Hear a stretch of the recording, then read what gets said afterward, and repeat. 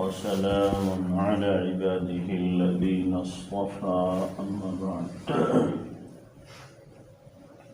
فأعوذ بالله من الشيطان الرجيم بسم الله الرحمن الرحيم والتين والزيتون وطور سينين وهذا البلد الأمين لقد خلقنا الإنسان في أحسن تقويم ثم رددناه أسفل سافلين إلا الذين آمنوا وعملوا الصالحات فلهم أجر غير ممنون فما يكذبك بعد بالدين أليس الله بأحكم الحاكمين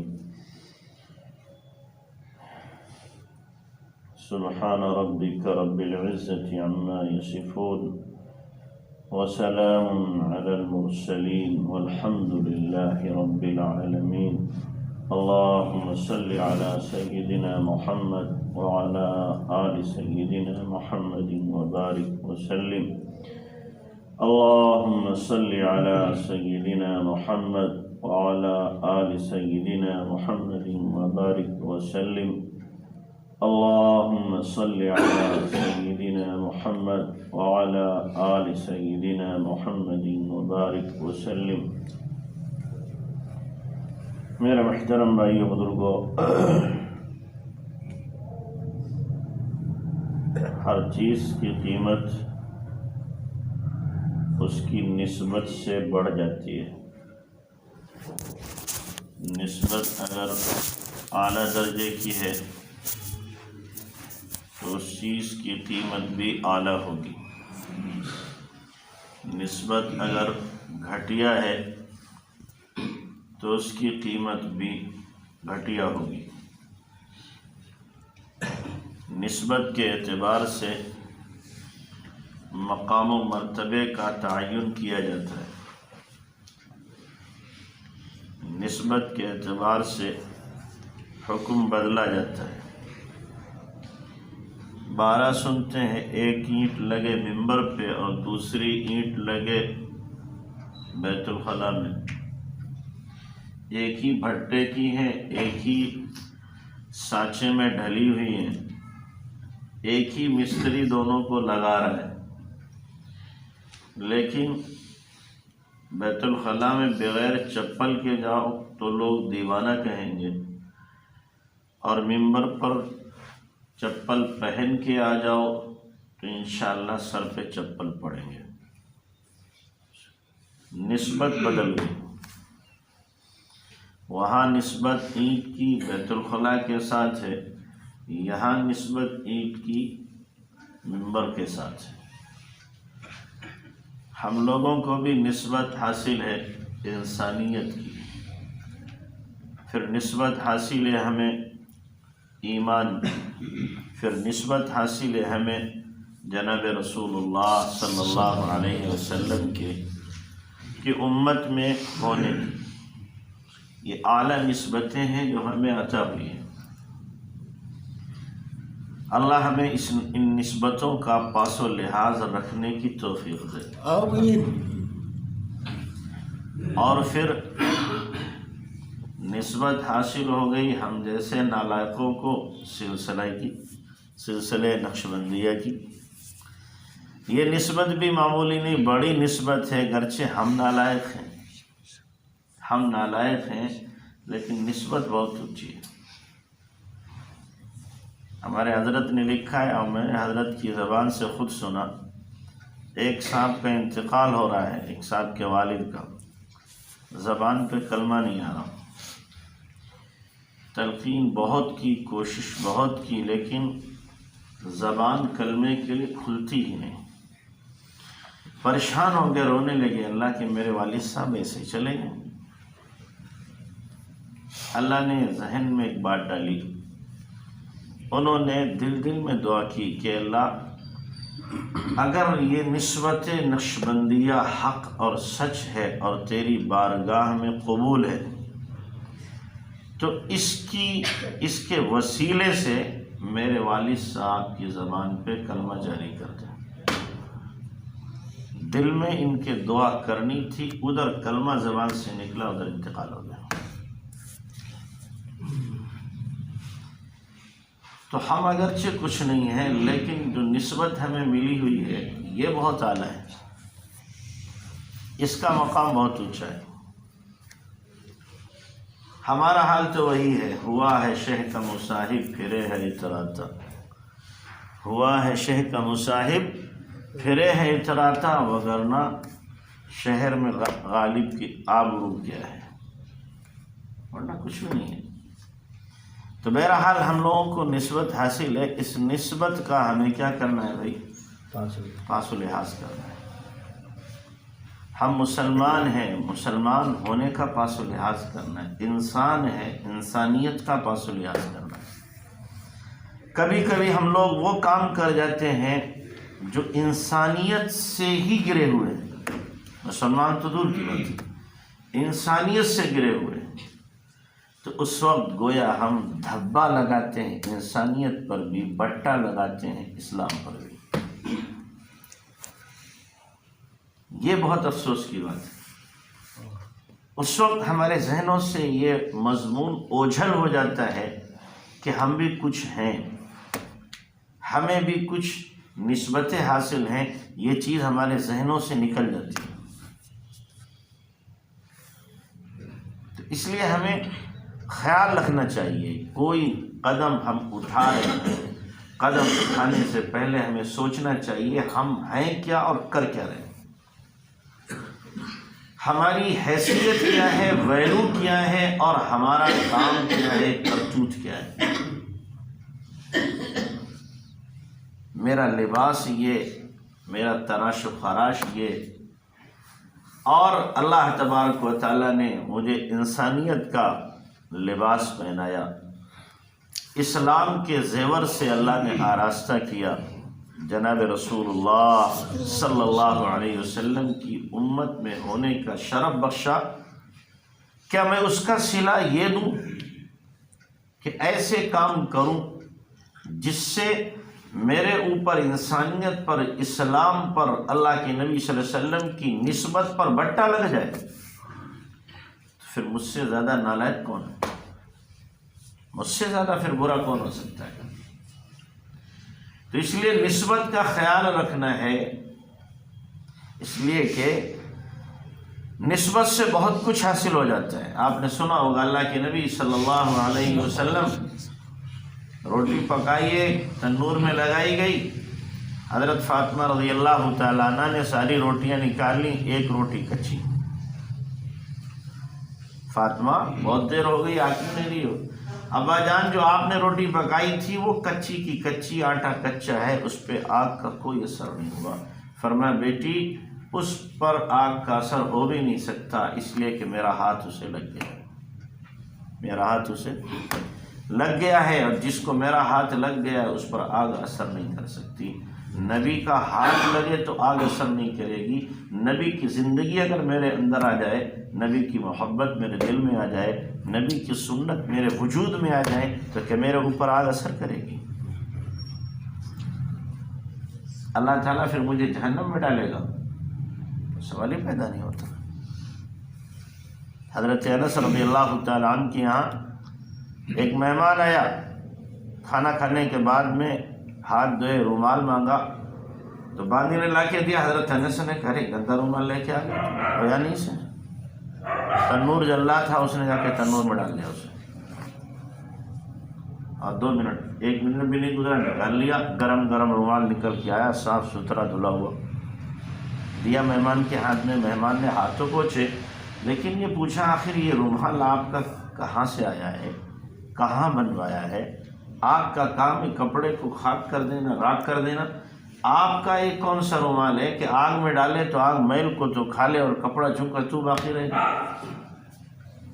تو کیا جواب دیا کہ پیارے آقا صلی اللہ علیہ وسلم نے ایک مرتبہ آئے تھے، آپ صلی اللہ علیہ وسلم نے ہاتھ پوچھ لیے تھے اس رومال سے، وہ دن ہے اور آج کا دن ہے جب یہ گندا ہوتا ہے، صابن سے نہیں دھوتے، آگ میں ڈالتے ہیں، آگ میل کو کھا لیتی ہے پر کپڑے پہ کوئی اثر نہیں کرتا۔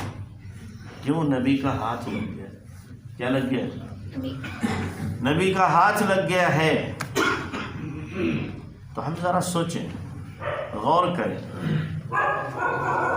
ہم جب نبی صلی اللہ علیہ وسلم سے جڑ جائیں گے، حقیقی معنوں میں نسبت حاصل ہو جائے گی، تو کیا اللہ تبارک و تعالی ہمیں ضائع کر دے گا؟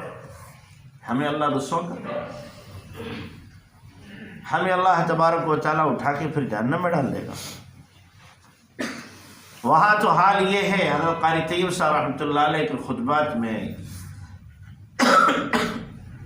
قیامت کے دن اللہ تعالیٰ آواز لگائے گا، یا محمد، جتنے بھی اس نام کے ہوں گے سارے پہنچ جائیں گے اللہ کے پاس میں۔ اللہ کہے گا میں نے اپنے حبیب کو بلایا تھا، تمہیں کون سا بلایا؟ کہیں گے اللہ ہمیں نہیں پتہ، ہمارا نام بھی محمد ہے، آپ نے حبیب تو نہیں کہا تھا، آپ نے محمد کہا تھا، محمد ہم سب آ گئے، ہم سب آ گئے۔ اللہ فرمائے گا چلو بھائی، تمہیں نام کی نسبت حاصل ہے، میرے حبیب کا نام محمد ہے، تمہارا نام بھی محمد ہے، لہذا اس نام کا پاس و لحاظ کرتے ہوئے میں تم سب کی مغفرت کرتا ہوں۔ جس کے نام میں اتنی برکت ہے، اس کے کام میں کتنی برکت ہوگی، اس کی سنت کے اندر کتنی عظمت ہوگی، اور اس کی سنت سے اللہ کو کتنا پیار ہوگا۔ تو اس لیے اللہ تبارک و تعالیٰ نے ہمیں جو نسبت دی ہے، اس نسبت کا میرے بھائیو خیال رکھو، اس کو نوچ کے مت پھینکو، اس کو ختم مت کرو۔ آج اس کی قیمت کا ہمیں احساس نہیں ہے، لیکن ایک دن آئے گا کہ ہمیں اس کا احساس ہوگا، جب یہ ظاہر کی آنکھ بند ہو جائے گی اور قبر کے گڑھے میں پڑے ہوں گے، اس وقت ہمیں پتہ چلے گا اس نسبت کی قیمت کا، اس کی قیمت کیا ہے، اس کی حقیقت کیا ہے، اور اس کی وجہ سے اللہ تبارک و تعالیٰ مجھے کیا کچھ عطا فرما رہا ہے۔ تو خیال کرو گے بھائی انشاءاللہ۔ میں نے جو آیات پڑھی سورہ 3 کی، والتین والزیتون، قسم ہے انجیر کی، اور قسم ہے زیتون کی، اور طور سینا کی، اور اس شہر کی، وہذا البلد الامین، اس شہر کی، 4 قسمیں کھائیں اللہ نے، 4 قسمیں کھائیں اللہ تبارک و تعالیٰ نے۔ کسی بھی مضمون کو اللہ تعالیٰ بغیر قسم کے بیان کرے تو وہ بھی اتنا پختہ، اتنا مضبوط ہے کہ بندوں کی گردن جھک جائے اور بندے بصر و چشم اس کو قبول کر لے کہ نہیں، ہمارا کام تو اللہ کے حکم کو ماننا ہے، یہ بندگی کا تقاضا ہے۔ لیکن اللہ تبارک و تعالیٰ بندوں کے مزاج سے واقف ہے، چونکہ اس نے پیدا کیا ہے، تو بندوں کا مزاج ہے کہ جب کوئی بات قسم کھا کے بیان کی جاتی ہے تو اس کو وہ سیریسلی لیتے ہیں کہ ہاں یہ بات ذرا اہم ہے، قسم کھا کے آدمی کہہ رہا ہے، اس میں جھوٹ نہیں ہو سکتا۔ تو اللہ تعالیٰ نے، اللہ کے کلام میں جھوٹ کا تو شائبہ بھی نہیں، لیکن ہمارے مزاج کے مطابق اللہ کلام کر رہا ہے کہ میرے بندے میری بات کو کسی طرح مان لیں۔ تو پھر ایک قسم نہیں کھائی، کتنی قسمیں کھائیں؟ 4 قسمیں کھائیں اللہ نے، اور 4 قسمیں کھا کر پھر اللہ نے ایک مضمون بیان کیا ہے۔ وہ 3 قسم ہے انجیر کی،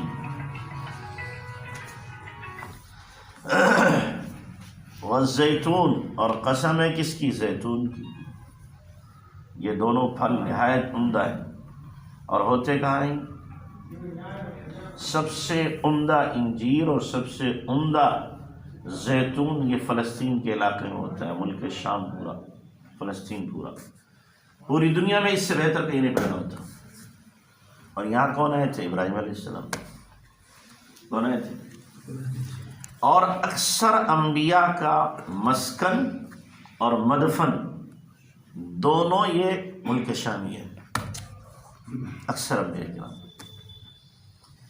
اسی لیے اللہ تبارک تعالیٰ نے قرآن میں فرمایا ہے الذی بارکنا حولہ، وہ مسجد اقصیٰ جس کے ارد گرد ہم نے برکت کی باڑ لگا دی، الذی بارکنا حولہ۔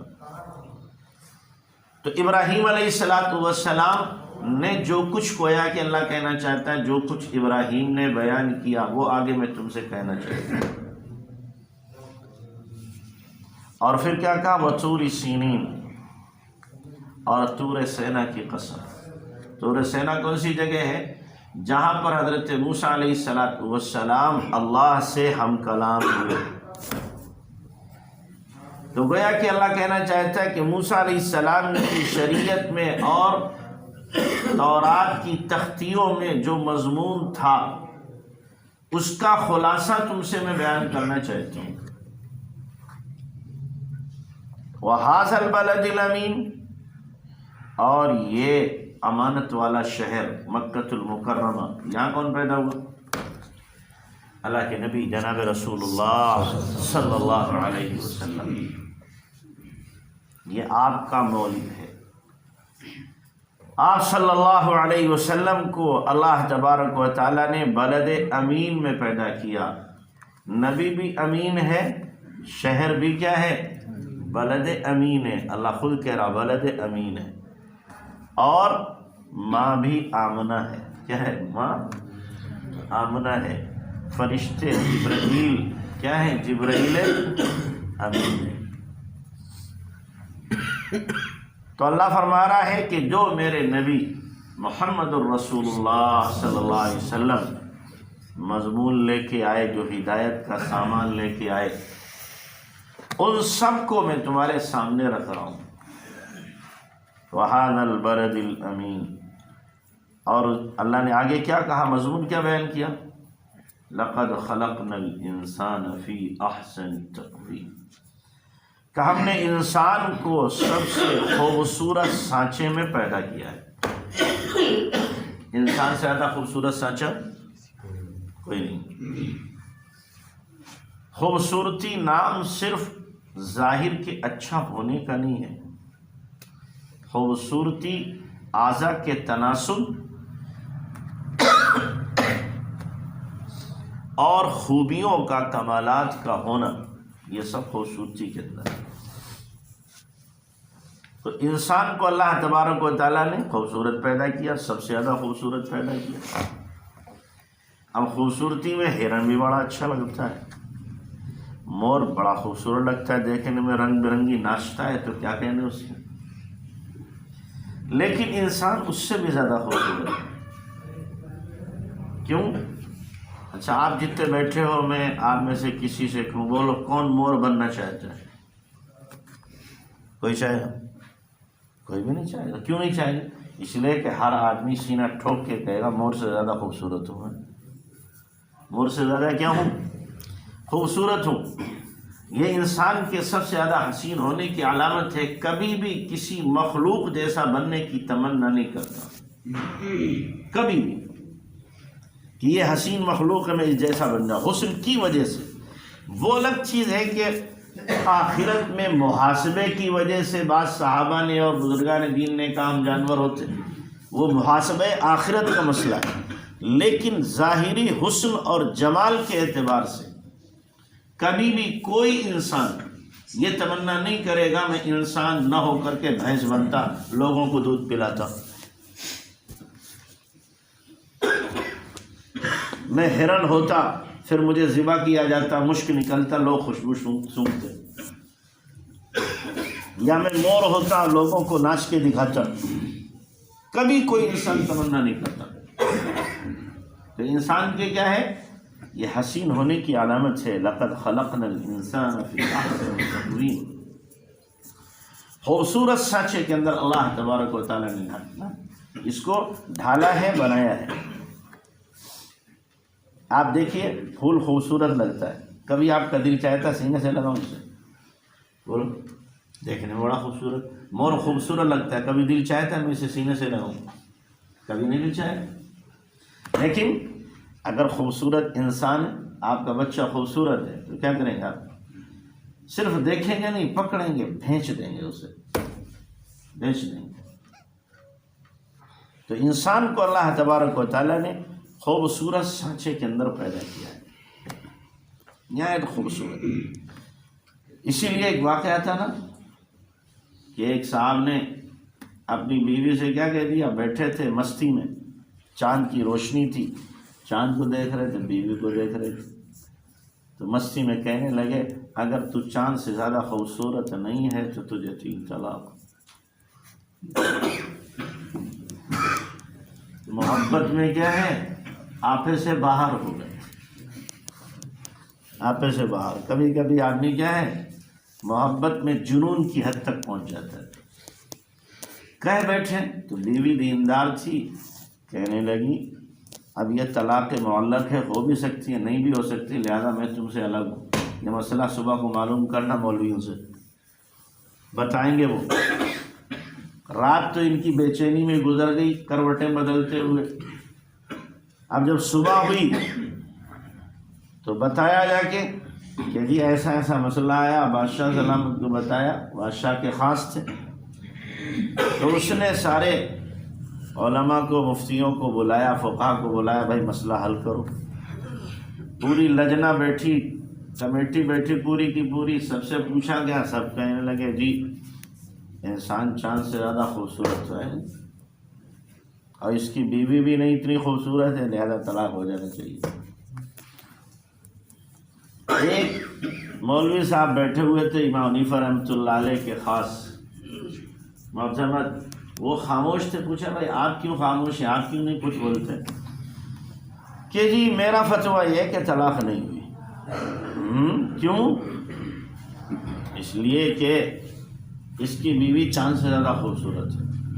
ویسے تمہارے پاس کیا دلیل ہے؟ میرے پاس دلیل قرآن ہے۔ کہاں ہے؟ کہ لقد خلقنا الانسان فی احسن تقویم۔ دلیل دی تو سارے مولوی ہم جیسے ٹٹپنجی خاموش ہو گئے کہ دلیل تو کیا ہے؟ بڑی پکی ہے، چنانچہ یہ اپنی بیوی کے ساتھ رہنے لگے۔ تو انسان کیا ہے؟ تمام مخلوقات میں سب سے زیادہ حسین ہے، اور ساتھ ساتھ میں کیا ہے؟ سب سے زیادہ مکرم ہے، فضیلت والا ہے۔ وَلَقَدْ كَرَّمْنَا بَنِي آدَمَ وَحَمَلْنَاهُمْ فِي الْبَرِّ وَالْبَحْرِ وَرَزَقْنَاهُمْ مِنَ الطَّيِّبَاتِ وَفَضَّلْنَاهُمْ عَلَى كَثِيرٍ مِّمَّنْ خَلَقْنَا تَفْضِيلًا۔ خوبصورت بھی سب سے زیادہ ہے اور قابل فضیلت بھی سب سے زیادہ ہے، قابل اکرام بھی سب سے زیادہ ہے۔ میں چلا بھائی صاحب میں بیمار ہوں، پسینہ برداشت کروں گا، ہوا برداشت نہیں ہوگی۔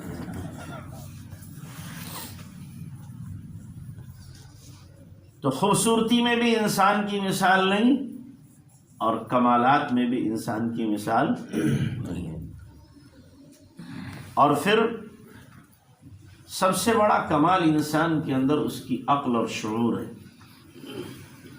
یہ اپنے عقل کی وجہ سے کیا کرتا ہے؟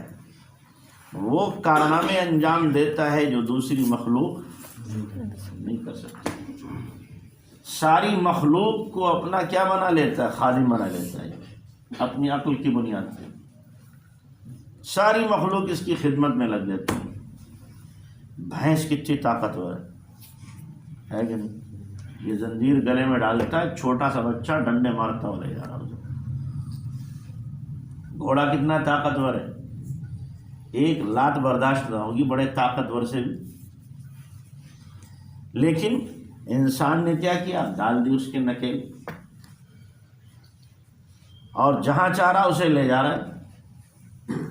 چلو یہ تو کیا ہے، حیوان تابع ہو سکتے ہیں، لیکن شیر جیسا خونخوار درندہ انسان کا جب بس چلتا ہے تو اس کو بھی کیا کرتا ہے؟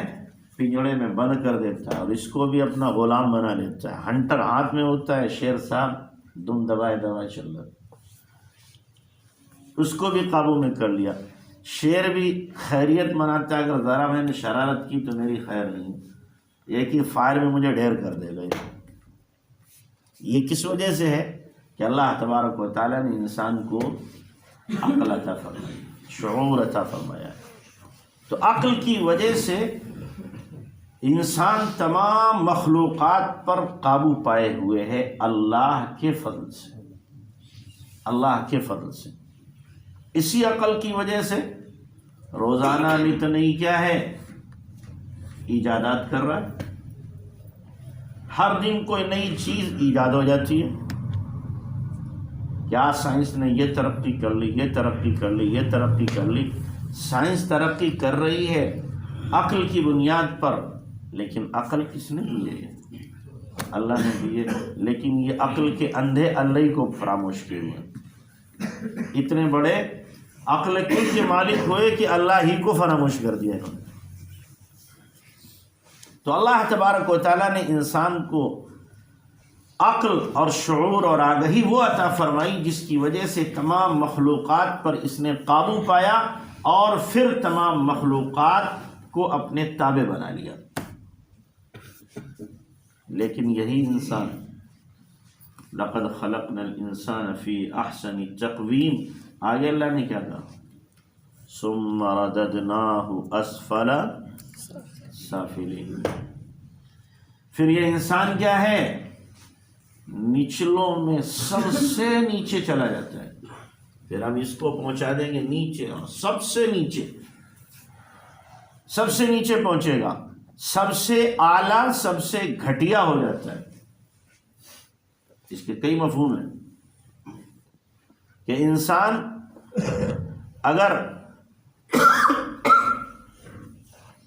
اعمال کو بگاڑ لے، پھر تمام مخلوقات میں جو ذلیل ترین مخلوق ہے، گھٹیا مخلوق ہے، اس سے بھی زیادہ گھٹیا ہو جاتا ہے، اس سے بھی زیادہ گھٹیا ہو جاتا ہے. کیوں؟ اس لیے کہ جو ذلیل ترین مخلوق ہے اس کے پاس عقل نہیں ہے، اس وجہ سے اس نے گھٹیا کام کیا.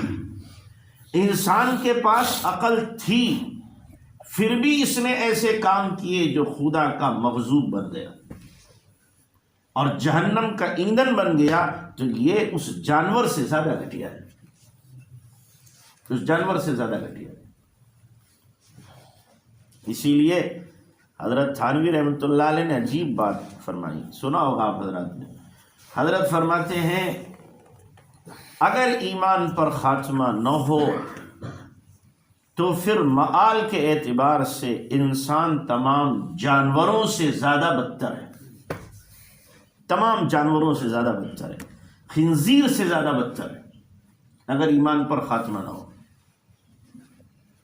اس لیے کہ خنزیر سے محاسبہ نہیں ہوگا، اس کی پکڑ نہیں ہوگی، عذاب و سزا اس کے لیے نہیں ہے. انسان کا عمل اگر بگڑ گیا تو اب اس کی خیر نہیں. ثم رددناہ اسفل سافلین، کہ گھٹیا کام کر کے اپنے آپ کو تباہ کر ڈالتا ہے. اسی لیے اللہ نے کیا فرمایا؟ لہم قلوب لا یفقہون بہا ولہم آذان لا یسمعون بہا. ان کے دل ہیں سمجھتے نہیں، آنکھیں دیکھتے نہیں، کان ہیں سنتے نہیں. کیا کہیں؟ اولئک کالانعام، یہ جانور ہیں، جانور. اولئک کالانعام، جانور. پھر آگے کا بل ہم اضل، جانوروں سے بدتر. ثم رددناہ اسفل سافلین، جانور سے بدتر. اولئک هم الغافلون، یہی ہیں غفلت کے شکار، یہی سب سے زیادہ برے. اس لیے کہ انسان جب بگڑتا ہے تو بگاڑ میں بھی اعلیٰ سطح کو پہنچتا ہے. نیک بنتا ہے تو فرشتوں سے بھی بازی لے جاتا ہے. انبیاء کرام علیہ الصلاۃ والسلام جو رسول منتخب ہیں، وہ ملائکہ منتخب سے بھی افضل ہیں، ان سے بھی افضل ہیں، فرشتوں سے افضل ہیں. اللہ تبارک و تعالیٰ نے ان کو منتخب کیا ہے، تو فرشتوں سے بھی کیا لے جا رہے ہیں؟ بازی. یہی انسان اپنے اوپر محنت کرتے کرتے، اعمال اور ایمان میں ترقی کرتے کرتے جب اعلیٰ ولایت کے درجے کو حاصل کرتا ہے تو یہ فرشتوں سے بازی لے جاتا ہے. پھر فرشتے رشک کرتے ہیں، رشک ہی نہیں کرتے، فرشتے اس کی حفاظت بھی کرتے ہیں اور اس کے ساتھ بیٹھنا اپنے لیے باعث سعادت سمجھتے ہیں فرشتے. پھر فرشتے اس کی دعاؤں پر کیا کرتے ہیں؟ آمین کہتے ہیں. فرشتے اس کے گرد و پیش، آگے پیچھے حفاظت میں اس کی لگے رہتے ہیں. کہ جب یہ اعمال میں ترقی کرتا ہے، اور اگر بدتر ہوتا ہے تو پھر شیاطین کے جھرمٹ میں چلتا ہے، شیاطین کے جھرمٹ میں، چاروں طرف سے شیطان اس کو گھیرے رہتے ہیں۔ تو اللہ تبارک و تعالیٰ نے انسان کو خوبصورت بنایا اعضاء کے اعتبار سے، لیکن اگر یہ اعضاء کا غلط استعمال شروع کر دے، آنکھ دی اللہ تبارک و تعالیٰ نے بڑی خوبصورت، اگر کوئی کانا آدمی کتنا برا لگتا ہے، اور اگر کسی کے دونوں ہی فیوز ہوں، دونوں ہی آنکھیں نہ ہوں تو پٹ ہو بالکل، تو اس کے لیے دن بھی رات ہے، رات تو رات ہے ہی۔ لیکن اگر کسی کی آنکھیں ہیں اور ان آنکھوں کا اس نے استعمال غلط کیا ہے، تو یہی آنکھیں اس کے لیے پکڑ کا ذریعہ بنیں گی، یہی آنکھیں اس کو کہاں پہنچائیں گی؟ ثم رددناہ اسفل سافلین۔ پھر اب اس کی آنکھوں میں سلاخیں ٹھوس دی جائیں گی قیامت کے دن۔ کیوں؟ اس لیے کہ اس نے آنکھ کا غلط استعمال کیا تھا، اللہ نے جو نعمت دی تھی اس نعمت کا غلط استعمال کیا۔ زبان اللہ نے دی ہے، کتنی بڑی نعمت ہے کہ آدمی اس زبان کے ذریعے سے اپنے معافی ضمیر کو ادا کرتا ہے، اپنی ضروریات کا اظہار کرتا ہے، ذائقوں کو اس کے ذریعے سے چکھتا ہے۔ لیکن اگر اسی زبان کو آدمی کفر میں، غیبت میں، جھوٹ میں، گانے میں، گالم گلوچ میں استعمال کر رہا ہے، تو اب یہی زبان کیا ہوگی؟ جہنم میں لے جانے والی بنے گی۔ اللہ کے نبی صلی اللہ علیہ وسلم نے کیا فرمایا؟ هل يكب الناس في النار الا عصائد السنتهم، کہ لوگوں کی اکثریت جہنم میں زبان کی وجہ سے جائے گی۔ کہ اللہ تبارک تعالیٰ نے احسن تقویم میں زبان دی تھی، لیکن اس نے اس کا غلط استعمال کیا ہے۔ اللہ تبارک و تعالیٰ نے انسان کے اندر شہوت کا مادہ رکھا ہے لذت حاصل کرنے کے لیے، حلال لذت حاصل کرنے کے لیے، کہ شادی کر کے آدمی حلال لذت حاصل کرے، توالد و تناسل کا سلسلہ جاری کرے، اور جائز مقام پر اپنی خواہش پوری کر کے ثواب حاصل کرے۔ اب اگر اس نے غلط استعمال کیا اپنی خواہش کا، اپنی شہوت کا غلط استعمال کیا، تو اب فرمایا یہ کیا ہے؟ ثم رددناہ اسفل سافلین۔ حضرت مولانا اسماعیل شہید دہلوی رحمۃ اللہ علیہ نے یہی مضمون تو بیان کیا تھا جا کر کے موتی کے سامنے۔ موتی ایک فاحشہ عورت تھی، فاحشہ، اور دہلی میں شہزادے اس کے پاس جاتے تھے اپنی خواہش کو پورا کرنے کے لیے۔ جو شہزادے تھے وہ بڑی حسینہ تھی، بڑی رقم لیتی تھی اور ان کی راتیں رنگین کرتی تھی۔ شہزادے جاتے تھے۔ حضرت اسماعیل شہید دہلوی رحمۃ اللہ علیہ کو معلوم ہوا، حضرت فرمایا میں بھی جاؤں گا۔ لوگ کہنے لگے حضرت کس خاندان سے آپ کا تعلق ہے؟ رسوا کریں گے، خاندان پہ بٹا لگائیں گے آپ؟ کہ ہاں میں بھی جاؤں گا، صدا لگاؤں گا جا کے میں بھی۔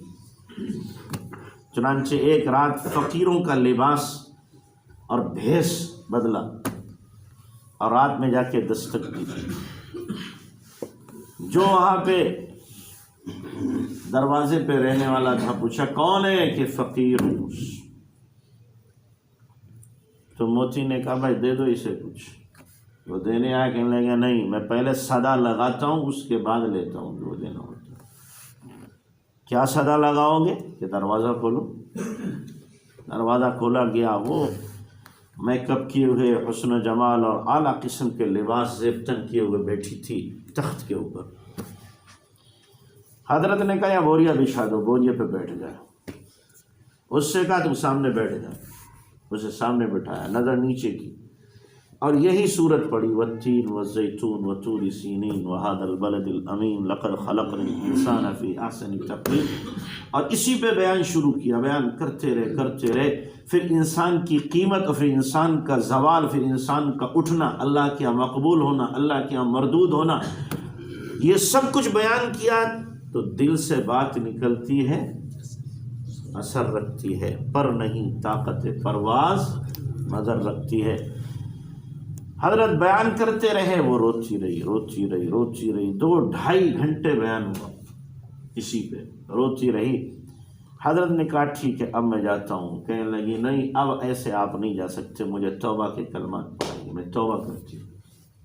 وہی مجلس میں اس نے توبہ کی، وہ لباس جو اس نے پہن رکھا تھا وہ اتارا، سادہ سا لباس پہنا۔ اس نے کہا آج توبہ کی، اب توبہ کے بعد یہ دروازہ ہر ایک کے لیے بند ہے، اب میں منہ کالا نہیں کر سکتی، اب میں بھی اللہ کی مقبول بندی بن کر کے زندگی گزارنا چاہتی ہوں۔ سچی توبہ کی۔ اور پھر حضرت سید احمد شہید رحمۃ اللہ علیہ کے ایک خلیفہ تھے، ان کے ساتھ اس کا نکاح ہوا، اور پھر سید صاحب کے ساتھ وہ جہاد میں گئی بالا کوٹ میں، وہ خلیفہ بھی شہید ہوئے اور اس کا بھی انتقال ایمان اور توبہ کی حالت میں ہوا۔ تو انسان جب انسانیت سے گرتا ہے تو حیوانیت کی حدیں پار کر دیتا ہے، اور انسان انسانیت میں بڑھتا ہے تو پھر فرشتوں سے بھی بازی لے جاتا ہے۔ تو اس لیے ہمیں بھی کیا کرنا ہے، اپنی انسانیت کو سوچیں۔ اللہ نے مجھے انسان پیدا کیا، اللہ تبارک و تعالیٰ نے کروڑ مجھے نعمتیں دی ہیں، ان کا حق یہ ہے کہ میں اللہ کو راضی کرنے کی کوشش کروں۔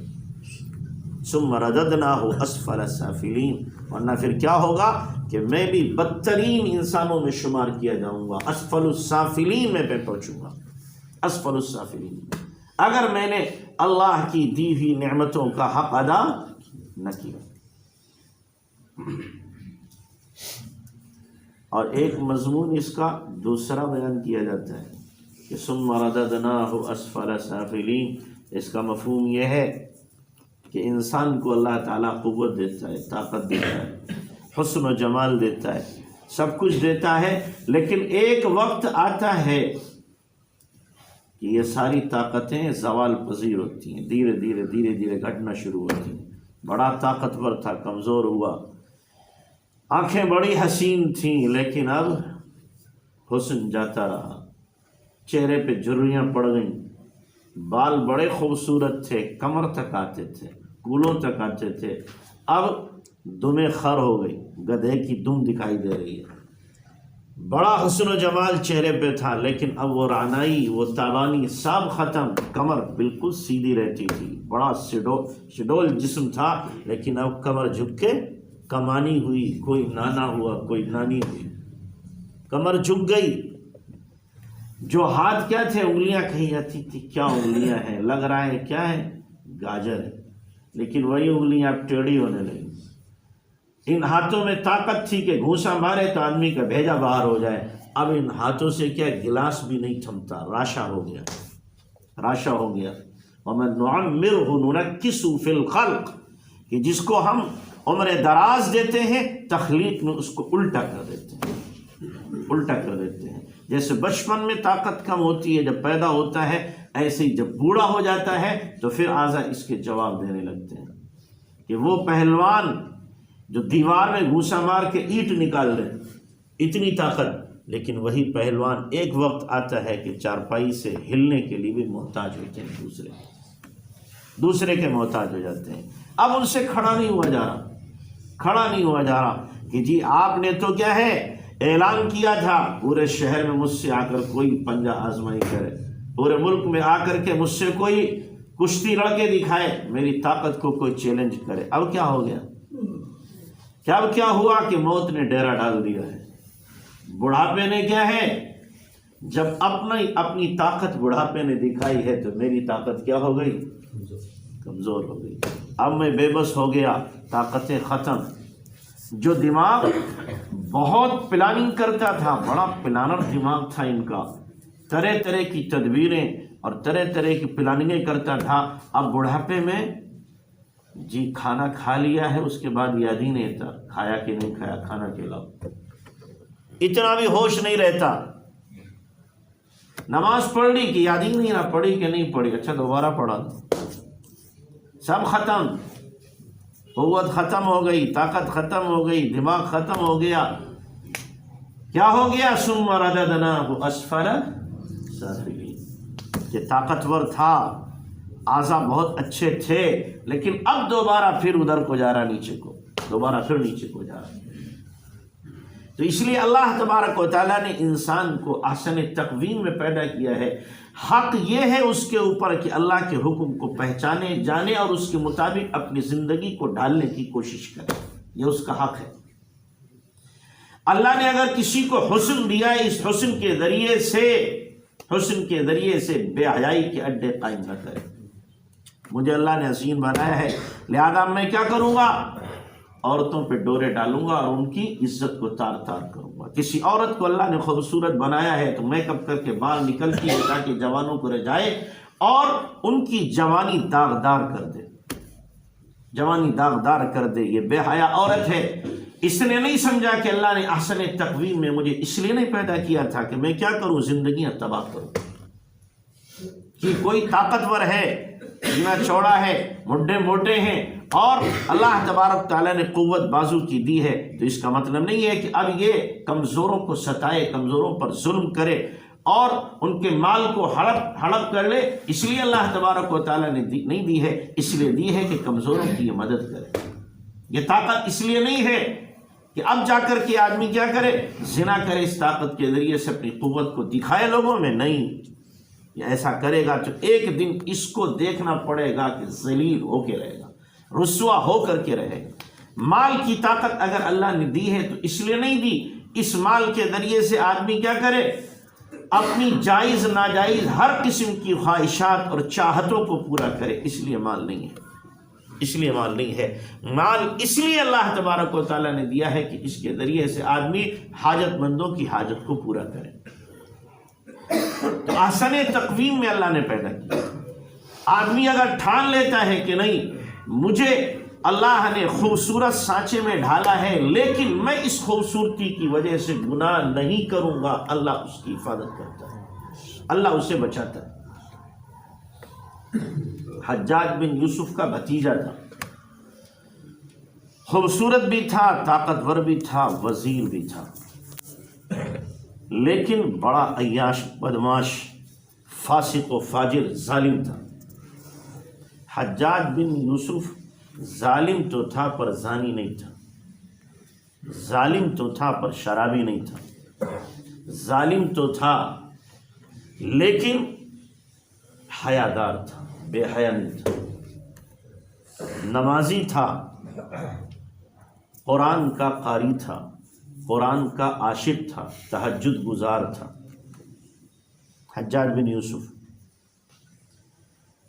تو اس کا بھتیجا یہ عیاش نکلا، زانی نکلا۔ جب اس نے کہہ رکھا تھا اپنے مخصوص بندوں سے، کوئی بھی لڑکی تمہیں خوبصورت دکھے تو اس کو کسی بھی قیمت پر میرے پاس لاؤ۔ جو لڑکی خوبصورت ہوتی، پیسے سے ورغلا کر کے، دھمکا کر کے، ڈرا کر کے اس کے پاس لائی جاتی اور وہ اس سے منہ کالا کرتا۔ تو لڑکیوں نے اپنے گھروں سے نکلنا بند کر دیا تھا، ایسا بدبخت آدمی تھا۔ ایک مرتبہ ایک لڑکی کو اس نے دیکھا، حور پری لڑکی، انتہائی حسینہ، خوبصورت، اس کی نیت خراب ہو گئی۔ اس نے اپنے آدمی کے ذریعے سے پیغام بھیجا کہ میں تمہارے ساتھ آشنائی کرنا چاہتا ہوں۔ اس نے کوئی جواب نہیں دیا۔ دوسری بار، تیسری بار، لیکن وہ لڑکی جواب نہیں دے رہی تو تحائف بھیجنا شروع کر دیا، تحفے تحائف دیے، گفٹیں بھیجی کہ کسی طریقے سے۔ اور وہ بچی غریب گھرانے کی، نہایت غریب گھرانہ، تحفے تحائف وہ رکھتی رہی، استعمال نہیں کیا، جواب نہیں دیتی۔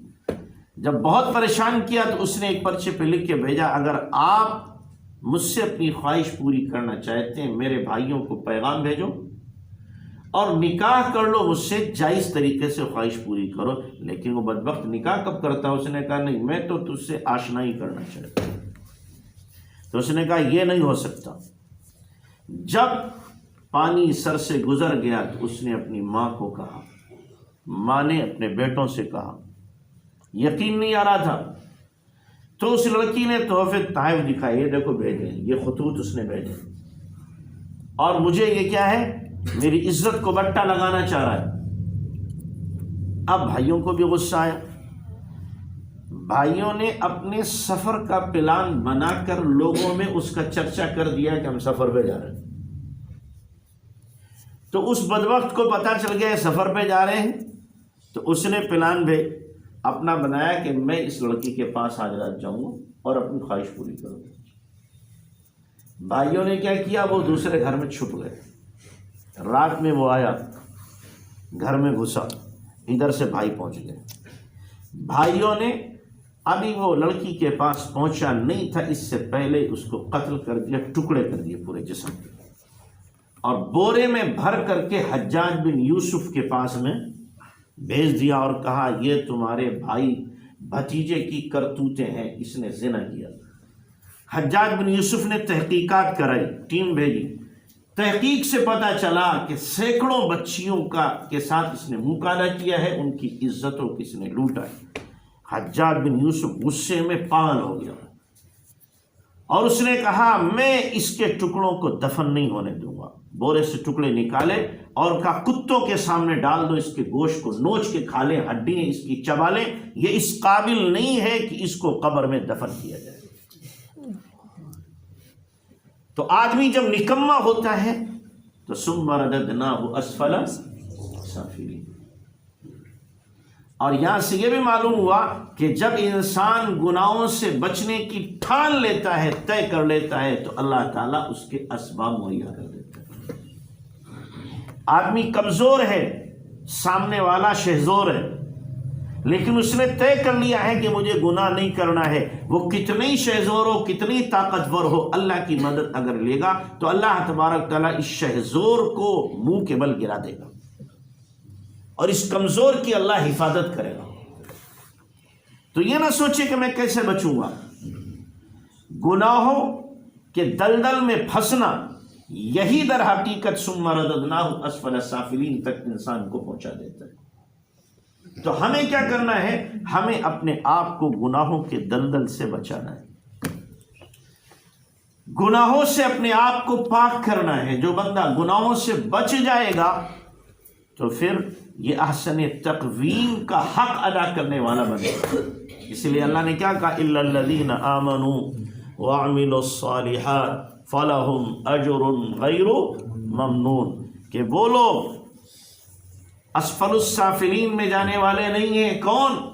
جو ایمان اور اعمال سے اپنی زندگی کو سجا لیتے ہیں، ان کے لیے تو نہ ختم ہونے والا اجر ہے، لہم اجر غیر ممنون، ایمان و اعمال سے۔ تو اللہ تعالیٰ نے دونوں رخ بیان کیے ہیں کہ انسان احسن تقویم ہے، اور احسن تقویم کی بنیاد پر اگر اس کا حق ادا کرتا ہے تو اعلیٰ علیین میں مقام پاتا ہے، اور اگر احسن تقویم کا حق ادا نہیں کیا اور گناہ کیے اس نے، خدا کی نافرمانی اور بغاوت پر کمر کس لی، تو اب ثم رددناہ اسفل سافلین کا یہ مستحق بن جائے گا۔ الا الذین آمنوا وعملوا الصالحات، کہ دنیا کی چمک، دنیا کی رونق، دنیا کی بہاریں، اور دنیا چاروں طرف سے ان کو للچا رہی ہوگی، اپنی طرف بلا رہی ہوگی، دعوت دے رہی ہوگی، لیکن جو ایمان و اعمال صالحہ کے ذریعے سے اپنا بچاؤ کرنے والے ہیں، دنیا کے رجھانے میں کبھی نہیں آتے، اس کی بہاروں پر، اس کی رونقوں پر ان کا دل نہیں آتا، بلکہ وہ اپنے آپ کو بچا لیتے ہیں۔ کتنے ہیں بچانے والے؟ بچا لیں گے اپنے آپ کو۔ رنگ رلیوں کی زمانے پہ نہ جانا اے دل، رنگ رلیوں کی زمانے پہ نہ جانا اے دل، یہ خزاں ہے جو بانداز بہار آئی ہے، یہ خزاں ہے جو بانداز بہار آئی۔ انداز بہاروں کا ہے، لیکن ہے کیا؟ یہ خزاں ہے۔ یہ منقش سانپ ہے ڈس جائے گا، یہ منقش سانپ ہے ڈس جائے گا۔ جیسے سانپ ہوتا نا، دیکھنے میں کتنا خوبصورت لگتا ہے، لیکن اگر کوئی آدمی قریب جائے اور پکڑے تو زندگی سے ہاتھ دھو بیٹھے گا۔ یہ دنیا بھی ایسے ہی ہے، منقش سانپ کی طرح خوبصورت دکھائی دیتی ہے، لیکن اگر آدمی اس سے بچا نہیں، سانپ کا ڈسا ہوا ہو سکتا ہے بچ جائے، دنیا کا ڈسا ہوا نہیں بچ سکتا، دنیا کا ڈسا ہوا نہیں بچ سکتا۔ اسی لیے اللہ کے نبی جناب رسول اللہ صلی اللہ علیہ وسلم نے کیا فرمایا؟ حضرت علی رضی اللہ عنہ فرماتے ہیں الدنیا دار من لا دار لا، دنیا اس کا گھر ہے جس کا کوئی گھر نہ ہو، ومال من لا مال لا، مال ہے اس کا جس کا کوئی مال نہ ہو، ولہا یجمع من لا عقل لا، اور اس دنیا کو آدمی بغیر امتیاز حلال و حرام کے جمع کرے گا جس کو عقل نہیں ہو، جس کو عقل نہیں ہو۔ تو اس لیے اس دنیا میں رہنا ہے، لیکن انسانیت کا جو اللہ نے ہمیں لبادہ اڑھایا ہے اس کی حفاظت کرتے ہوئے، اس کو بچاتے ہوئے، ورنہ میرے بھائیوں ہم دیکھنے میں انسان دکھائی دیں گے لیکن حقیقت میں کیا ہوں گے؟ جانور ہوں گے، جانور۔ ابھی ہمارے ایک چچا لگتے ہیں، میرے والد صاحب کا انتقال ہوا تو میرے دادا کی بہن کے لڑکے میرے چچا ہوئے، انہوں نے والد صاحب کو خواب میں دیکھا کئی دن۔ والد صاحب کہہ رہے ہیں ارے گاؤں میں جانور گھوم رہے ہیں، ان کو روکنے والا کوئی نہیں ہے، ان کو کوئی ٹوکنے والا نہیں ہے۔ جانور، یہ جو لڑکے پھر رہے ہیں آوارہ، بے حیائی کا ارتکاب کرنے والے، والد صاحب جدھر سے گزرتے تھے ٹوکتے تھے، منع کرتے تھے، اور وہ لحاظ کرتے تھے، ہٹ جاتے تھے، والد صاحب کے سامنے کوئی الٹی سیدھی بات نہیں کرتے تھے۔ اب والد صاحب نے تو کوئی انہیں ٹوکنے والا نہیں، تو خواب میں آ کر کے ہمارے چچا کہہ رہے ان جانوروں کو کوئی روکنے والا نہیں ہے، ان جانوروں کو کوئی ٹوکنے والا نہیں ہے، انہیں کوئی سمجھانے والا نہیں ہے۔ تو انسان جب نیک اعمال نہ کرے، خدا کا باغی ہو، وہ انسان نہیں ہے، چلتا پھرتا جانور ہے، جانور ہے، وہ دکھائی دے رہا ہے کہ انسان ہے، شکل انسانوں والی ہے، لیکن حقیقت میں وہ کیا ہے؟ جانور ہے۔ جیسے میں نے کبھی بتایا تھا، حضرت شاہ عبدالعزیز صاحب رحمۃ اللہ علیہ چہرے پر نقاب ڈال کے نکلتے تھے، جمعہ پڑھنے جاتے تھے جامع مسجد میں، باقی پورا اپنا وقت وہیں گزارتے تھے گھر میں، اپنی خانقاہ میں لکھتے پڑھتے رہتے تھے، لیکن جس دن نکلتے تو چہرے پر نقاب ڈالتے۔ شاگردوں نے، مریدین نے کہا حضرت ہفتے میں ایک بار تو آپ نکلتے ہیں، ہمارا جی چاہتا آپ کی شکل ہم دیکھیں، زیارت کریں، لیکن آپ چہرے پہ کپڑا ڈال لیتے ہیں۔ ہزاروں لوگ مشتاق کھڑے رہتے ہیں آپ کا دیدار کرنے کے لیے۔ تو کچھ منہ چڑے لوگ ہوتے ہیں، پیروں کے ساتھ بھی کچھ منہ چڑے ہو جاتے ہیں، اور استادوں کے بعد شاگرد بھی کیا ہوتے ہیں؟ منہ چڑے ہو جاتے ہیں۔ تو کہا حضرت آج تو آپ نقاب ہٹا دیں، چہرہ کھول لیں۔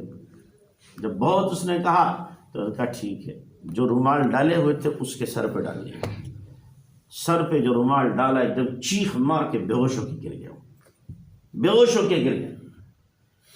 تھوڑی دیر بے ہوش رہا، حضرت نے رومال اٹھایا، ہوش آیا، حضرت نے فرمایا کیا ہوا، کیوں بے ہوش ہو گئے، یہ حالت کیوں ہو گئی؟ کہ حضرت مت پوچھئے، آپ نے رومال ڈالا، میں نے جو نظر اٹھائی بازار میں تو مجھے انسان تو اکا دکا دکھائی دے رہے تھے، خنزیر، کتے، بلیاں، یہ سب مجھے نظر آ رہے تھے، بھیڑیے نظر آ رہے تھے، انسان اکا دکا دکھائی دے رہے تھے۔ فرمایا بتاؤ میں کیسے دیکھوں ان کو؟ جن کا دل روشن ہوتا ہے، نگاہ روشن ہوتی ہے۔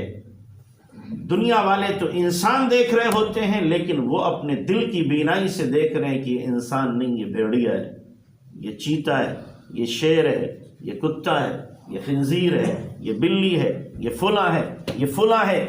جن کردار اور جن اخلاق کا انسان مالک ہوتا ہے، عالم مثال میں اس کی وہی شکل ان کو دکھائی دیتی ہے، وہی تصویر اس کو دکھائی دیتی ہے۔ تو اس لیے ظاہری انسان اللہ نے خوبصورت بنایا ہے، میرے بھائیوں اپنے باطن کو بھی خوبصورت بنانے کی کوشش کرو۔ اللہ نے احسن تقویم کا ہمیں لباس پہنایا ہے، خوبصورت سانچے میں ہمیں ڈالا ہے، ہم ذرا اپنے دل کو بھی خوبصورت بنا لیں، اپنے دماغ کو بھی خوبصورت بنا لیں، اپنے اندر کو بھی باطن کو بھی خوبصورت بنا لیں۔ چہرے کو سجایا تو کیا سجایا؟ کپڑوں سے اپنے آپ کو آپ نے اپنے آپ کو خوبصورت بنایا تو کیا بنایا؟ یہ چہرہ تو ایک دن مرجھائے گا، یہ کپڑے تو ایک دن اتار لیے جائیں گے، یہ وجود تو ایک دن بگڑ جائے گا، لیکن اگر دل روشن کر لیا، کیا روشن کر لیا؟ دل روشن کر لیا، دل بنا لیا، اس کو احسن تقویم کا لبادہ ہم نے پہنا دیا، اس کو رذائل سے پاک کر کے خصائل اس کے اندر پیدا کر دیے، اس میں اخلاق آ گئے، اس دل کے اندر اخلاق حقیقی آ گئے، اللہ کی محبت، اللہ کا عشق، نبی صلی اللہ علیہ وسلم کا سچا تعلق آ گیا، اور حقیقی ایمان کا نور ہمارے دل کے اندر اگر داخل ہو گیا تو پھر یہ حقیقت میں انسان ہے، یہ حقیقت میں انسان ہے۔ تو اس دل کو بنانے کی ضرورت ہے۔ ظاہر اللہ نے حسین بنا دیا ہے، باطن ہمیں اپنا کیا کرنا ہے؟ حسین بنانا ہے، اپنے دل کو سمجھانا ہے۔ ہم لوگ جتنا ظاہر بنانے کی فکر کرتے ہیں، قسم اللہ کی، اس کا 20% باطن بنانے کی کوشش کریں تو اللہ تعالیٰ نظر عنایت فرما کے ہمارے دل کو ٹھیک کر دے۔ ظاہر بنانے کی بہت کوشش کرتے ہیں۔ آپ میں سے کوئی بندہ نمازی 5 مرتبہ چہرہ دھوتے ہیں، لیکن بعض لوگ روزانہ غسل بھی کرتے ہیں، اور بعض بندے کئی مرتبہ صابن سے بھی چہرہ دھو لیتے ہیں۔ کچھ شوقین قسم کے لوگ کریم پاؤڈر بھی لگا لیتے ہیں، کریم پاؤڈر بھی کیا کرتے ہیں؟ لگا لیتے ہیں، بہانہ کرتے ہیں، چہرہ ہمارا کیا ہے؟ پھٹ جاتا ہے، ہونٹ پھٹ جاتے ہیں، بہانہ وہ ہوتا ہے، مقصد کچھ اور ہوتا ہے۔ یہ سب کچھ کر لیتے ہیں ظاہر کو بنانے کے لیے، آنکھوں میں سرما بھی لگا لیتے ہیں، لگانا چاہیے، تیل بھی، سب کچھ کر رہے ہیں، اور بعض کیا کرتے ہیں؟ اپنے ہتھیلیوں کو نرم کرنے کے لیے 400 کی کریم لگا لیتے ہیں۔ کیا کرتے ہیں؟ ہاں ایسے لوگ بھی ہیں، ایسے لوگ بھی ہیں، ہماری پارٹی میں بھی ایسے، کیا ہے؟ صاف کہتے ہیں، ہماری پارٹی میں بھی ایسے لوگ ہیں، کریم لگا رہے کہ حضرت کے ہاتھ نرم ہو گئے، بالکل کیا ہے؟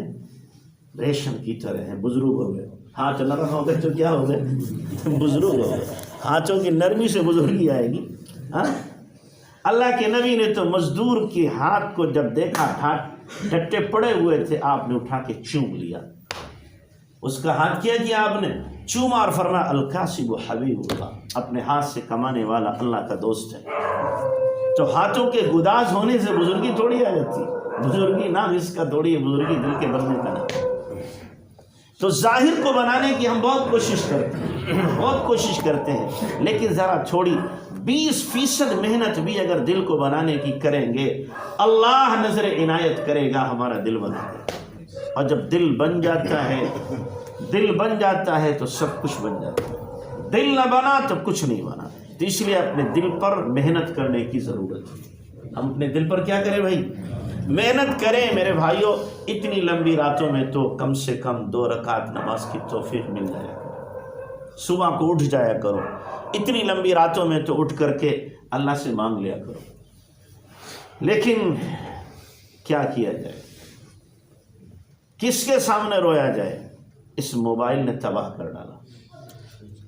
12 بجے 1 بجے سے پہلے جوان سوتے ہی نہیں۔ دل بنے گا کیسے جب گندی تصویریں دل و دماغ میں بس جائیں، گھنٹوں ان کو دیکھا جائے تو دل بنے گا؟ یہ دل تو کچرا بن گیا، تباہ ہو گیا ہے۔ اب یہ دل کیسے بنے گا؟ جو اس کے اوپر پرت چڑھ گئی ہے گناہوں کی، فواحش کی، معصیت کی، یہ پرت آسانی سے اتر جائے گی کیا؟ آسانی سے اتر جائے گی۔ تو اس لیے رات میں جو موبائل دیکھ رہے ہیں وہ کوشش بھی کریں، تہجد ملے نہیں مل سکتی، فجر مل جائے تو بسا بنے گا، فجر مل جائے تو بسا بنے گا۔ تو اس لیے میرے بھائیوں میں بارہا آپ لوگوں سے کہا، پھر کہہ رہا ہوں، اللہ کے لیے عشاء کے بعد اس موبائل کا استعمال مت کیا کرو، عشاء کے بعد اسے بند کر کے رکھ دو، چھٹی کر دو، اور کچھ اللہ کو یاد کر کے توبہ کر کے رات میں سویا کرو، تاکہ اگر رات میں کہیں انتقال ہو جائے تو کم سے کم ایمان کی حالت میں تو ورنہ جو مناظر ہم دیکھ کے سوتے ہیں، کچھ نہیں پتا ایمان سلب ہو چکا ہو، اس وقت میں ہمارا انتقال ہو رہا ہے۔ نہیں معلوم. تو اس لیے رات میں کچھ وقت تنہائی کا نکال کر اللہ کے سامنے رو دھو لیا کرو، اٹھ لیا کرو.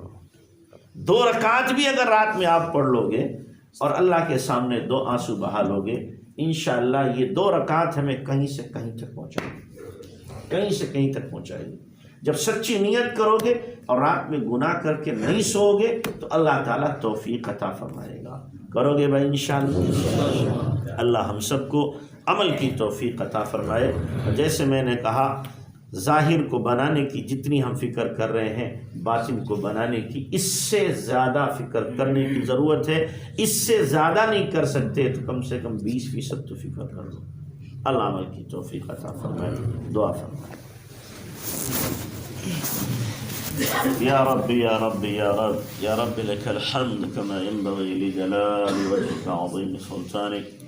اللهم لك الحمد كما أنت أهله، وصل وسلم على سيدنا كما هو أهله، وافعل بنا ما أنت أهله، فإنك أهل التقوى وأهل المغفرة، يا أول الأولين يا آخر الآخرين، يا ذا القوة المتين، يا راحم المساكين ويا أرحم الراحمين. اللهم أنت خلقتنا وأنت تهدينا وأنت تطعمنا وأنت تسقينا وأنت تميتنا وأنت تحيينا، يا ذا الجلال والإكرام، يا ذا الجلال والإكرام، يا ذا الجلال والإكرام.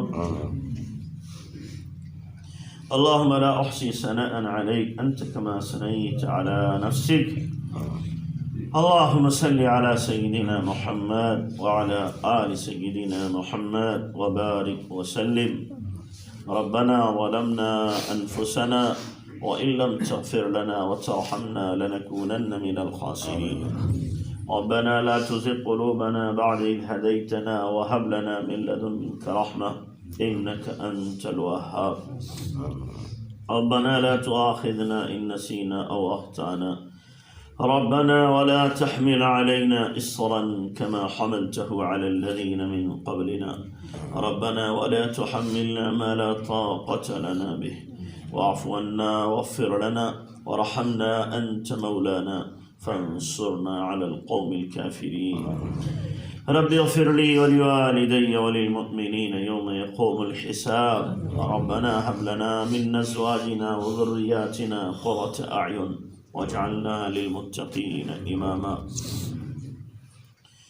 يا حي يا قيوم يا ذا الجلال والإكرام، يا حي يا قيوم يا ذا الجلال والإكرام، يا حي يا قيوم يا ذا الجلال والإكرام. أصلح لنا شأننا كله ولا تكلنا إلى أنفسنا طرفة عين. رب اغفر وارحم وتجاوز ما تعلم إنك أنت الأعز الأكرم. اللهم آت نفوسنا تقواها وزكها أنت خير من زكاها، أنت وليها ومولاها. اللهم يا مقلب القلوب ثبت قلوبنا على دينك، يا مقلب القلوب ثبت قلوبنا على دينك، يا مصرف القلوب صرف قلوبنا على دينك على طاعتك. اللهم إنا نسألك حبك وحب من يحبك وحب عمل يبلغنا إلى حبك. اللهم إنا نواسينا وجوارحنا بيدك لن تملكنا منها شيئا، فإذا فعلت ذلك بنا فكن أنت ولينا واهدنا إلى سواء السبيل. اللهم إنا نسألك علما نافعا وعملا صالحا ورزقا حلالا طيبا واسعا وشفاء من كل داء. اللهم إنا نسألك العفو والعافية في الدين والدنيا والآخرة. اللهم اهدنا فيمن هديت وعافنا فيمن عافيت وتولنا فيمن توليت وبارك لنا فيما أعطيت وقنا شر ما قضيت وقنا شر ما قضيت وقنا شر ما قضيت فإنك تقضي ولا يقضى عليك، إنه لا يذل من واليت ولا يعز من عاديت. تباركت ربنا وتعالى، نستغفرك ونتوب إليك. لا إله إلا الله الحليم الكريم سبحان الله رب العرش العظيم والحمد لله رب العالمين نسألك موجبات رحمتك وعزائم مغفرتك والغنيمة من كل بر والسلامة من كل إثم لا تدع لنا ذنبا إلا غفرته ولا هما إلا فرجته ولا كربا إلا نفسته ولا ضرا إلا كشفته ولا مريضا إلا شفيته ولا دينا إلا أديته ولا حاجة من حوائج الدنيا والآخرة هي لك رضا ولنا فيها صلاحا إلا قضيتها ويسرتها يا أرحم الراحمين إليك رب فحببنا وفي أنفسنا لك فذللنا وفي أعين الناس فعظمنا ومن سيء الأخلاق فجنبنا ومن صالح الأعمال فقومنا وعلى أعدائك أعدائنا أعداء الإسلام والمسلمين فانصرنا اے اللہ ہم ظاہر میں بندے حقیقت میں بہت گندے ہیں اے اللہ ہمارے من کی گندگی دور فرما اے اللہ سر سے لے کر پیر تک گند ہی گند ہے اے اللہ گناہ ہی گناہ ہے میرے اللہ ہم جیسا نالائق کون ہوگا اے اللہ سفید پوشی میں سیاہ کاریاں کی ہیں اے اللہ ظاہر میں ہم نے سفید کپڑے پہنے لیکن اندر سے ہم نے اپنے دل کو کالا کر ڈالا اے اللہ گناہ کر کے ہم نے اپنے آپ کو تباہی کے قریب کر دیا میرے اللہ رحم فرما اے اللہ تو نے احسن تقویم میں پیدا کیا تھا اور ہم نے اپنے آپ کو اسفل السافلین میں لے جانے کی کوشش کی میرے اللہ معاف کر دے پیارے اللہ معاف کر دے اچھے اللہ معاف کر دے او معافی کو پسند کرنے والے آقا معاف فرما دے تجھ سے بڑا کریم کوئی نہیں ہم سے بڑا لئیم کوئی نہیں اے اللہ تجھ سے بڑا مہربان کوئی نہیں ہم سے بڑا گنہگار کوئی نہیں تجھ سے بڑا ستار کوئی نہیں اور ہم سے بڑا ریاکار کوئی نہیں میرے اللہ تجھ سے بڑا غفار کوئی نہیں ہم سے بڑا سیاکار کوئی نہیں میرے اللہ ہم نے اپنی گندی عادتیں گناہوں کی نہیں چھوڑی اے اللہ تو اپنی اچھی عادت معاف کرنے کی نہ چھوڑ معاف فرما دے اے اللہ اے کریم آقا گناہوں سے ہماری جان چھڑا دے گناہوں سے ہماری جان چھڑا دے اے اللہ ہم سے گناہ نہیں چھوٹ رہے اور ہم نہیں کہتے کہ ہم چھوڑیں گے اے اللہ ہم تجھ سے کہتے ہیں گناہ چھوڑوا دے ہمارے اے اللہ ہم سے چھوڑنا نہیں آتا نفس کے غلام بن گئے نفس کے پجاری ہو گئے شیطان کا نفس ساتھ دے رہا ہے بری عادتیں پختہ ہو چکی میرے اللہ تو ہماری مدد فرما میرے اللہ مدد فرما گناہوں کے چھوڑنے میں مدد فرما گناہوں کی گھن عطا کر دے نفرت عطا کر دے اے اللہ اطاعت کا ذوق عطا فرما دے عبادت کا شوق عطا فرما دے ہمارے دل کی دنیا بدل دے یہ دل ویران کر لیا ہم نے اے اللہ تو نے اپنی محبت کے لیے دل دیا تھا ہم نے نامعلوم کس کس کی محبت اس دل میں سجائی ہے اور دل کو گندا کر ڈالا میرے اللہ تو اپنی محبت کی جلوہ گری دکھا دے تمام محبتوں کو اپنے ماں سوا کی آگ لگا دے ختم کر دے میرے مولا اپنی محبت عطا فرما اپنا عشق عطا فرما اپنی معرفت عطا فرما اپنی ذات سے ذاتی تعلق دے دے میرے اللہ اپنی یاد کی دھن عطا فرما دے اے میرے اللہ اپنی یاد کی دھن عطا فرما دے انگ انگ سے ذکر جاری کر دے روئے روئے سے ذکر جاری فرما دے ہڈی ہڈی بوٹی بوٹی سے ذکر جاری فرما دے اے اللہ ہمیں بھی ان میں شامل فرما جنہیں دیکھ کے تو یاد آ جاتا ہے میرے اللہ ہمیں خیر ہدایت کی چابی بنا دے گمراہی کا تالا بنا دے میرے اللہ میرے کریم آقا، میرے کریم آقا قبول کر لے، قبول کر لے، قبول کر لے میرے اللہ، مردود ہونے سے بچا، محروم ہونے سے بچا، شقی بدبخت ہونے سے بچا، صلاحیتوں کے ضائع ہونے سے بچا لے میرے اللہ۔ جو صلاحیتیں، قوتیں، استعدادیں دی ہیں ان کو اپنے دین کی خدمت پہ لگا دے میرے اللہ۔ میرے اللہ تجھے تو دین کے خدام بہت ملیں گے، تو ہمارا محتاج نہیں، تیرا دین ہمارا محتاج نہیں ہے، اے اللہ ہم تیرے محتاج ہیں، تیرے دین کے محتاج ہیں، ہر پل تیرے محتاج ہیں، کوئی لمحہ تیری مدد کے بغیر ہمارا نہیں گزر سکتا۔ اے مولا خصوصی کرم فرما دے، ہمارے اعمال اگرچہ ایسے نہیں ہیں، اعمال تو ایسے ہیں کہ تو ہمیں زمین میں دھسا دے، اعمال تو ایسے ہیں بجلی کڑکے ہمارے اوپر، اعمال تو ایسے ہیں عذاب کا کھوڑا برسے۔ اے میرے اللہ قربان جاؤں تیرے کرم پہ، قربان جاؤں تیری محبت پہ، قربان جاؤں تیرے رحم پہ۔ اے اللہ تو نے ہمیں گناہوں پہ دیکھا، مکاریوں پہ دیکھا، سیاکاریوں پہ دیکھا، پکڑ نہ کی تو نے۔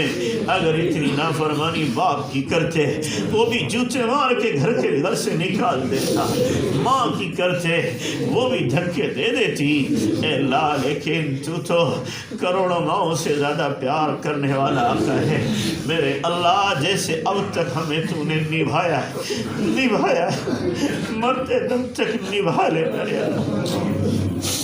اے اللہ جب کوئی نوکر، جب کوئی ملازم کسی گھر میں کام کرتے کرتے بوڑھا ہو جاتا ہے تو گھر والے کچھ نہ کرے پھر بھی اسے رکھتے ہیں کہ اس کی پوری زندگی اپنی لگا دی۔ میرے اللہ ہم نے کچھ نہ کیا، روپ تو بنایا نیک لوگوں کا، شکل تو بنائی نیک لوگوں کی، لوگ تو یہی سمجھتے رہے کہ ہم تیرے دین کے خادم ہیں، پر ہم نے تو مکاریاں کی، تباہکاریاں کی۔ میرے اللہ معاف فرما دے اور نبھا لے ہمیں، نبھا لے میرے اللہ، نبھا لے ہمیں دنیا میں بھی آخرت میں بھی، نبھا لے ہمیں۔